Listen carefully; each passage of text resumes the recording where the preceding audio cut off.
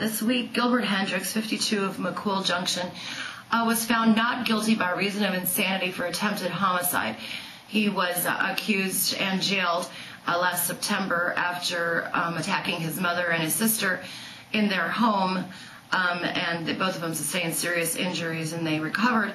But he's been held in jail ever since that time. Now this week, Judge Alan Glass determined, per both sides, both the prosecution and the defense, agreeing that Mr. Hendricks simply is mentally unstable and that he should not be found guilty for his actions because he didn't know what he was doing at the time that the crime was committed.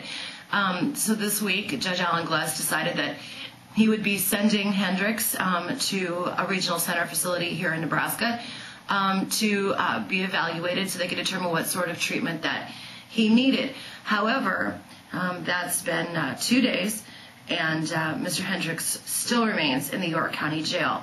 And that's because when they decided they were going to make the transport, no one could take him. And as we all remember, several years ago, the regional centers basically were cut down in size by the state legislature, and some of the centers were closed.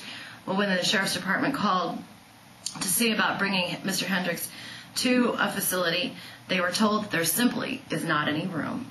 We contacted the regional center, and they're full. It was the 13th in line, and so it's frustrating for us. I'm sure that the state down there is doing a good job. They're probably frustrated too that they don't have more beds. But so we're just frustrated what to do with him. We can't release him because of his crime. What he did, his actions, and so we're just kind of waiting to see what the state are waiting for a bed to open up so we can get him down. It could be tomorrow afternoon. It could be 30 days. I guess they did not indicate. Mr. Hendricks needs some help. He needs some psychological help or whatever, and make sure he gets on the right medicine so he doesn't have. County jails aren't equipped to handle that kind of those kinds of things. The jail staff are trained, to a certain point, how to deal with people and stuff like that. But what Mr. Hendricks needs, he needs in a facility like the regional center.